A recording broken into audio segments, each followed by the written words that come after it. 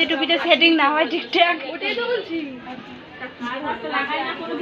এই যে আমাদের 299 টুপি ঠিক করতেই ব্যস্ত, আর সবাই এদিকে বসে রয়েছে, আর ওইদিকে চলছে আমাদের ড্রিল এক্সাম। আর এই যে আমাদের কুমকুমদি, আর এখনও পর্যন্ত অনেকগুলো বেজে গেল কিন্তু আমাদের এক্সাম এখনও স্টার্ট হয়নি।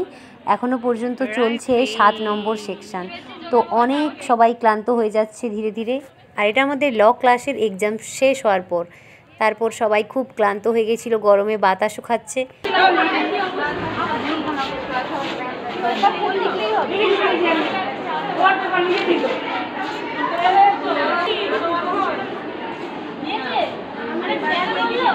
ওই দিন ছিল আমাদের দুটো এক্সাম, তার জন্য প্রথম এক্সাম হওয়ার পর সবাই ব্রেকে ছিল, তাই সবাই বাতাস খাচ্ছে।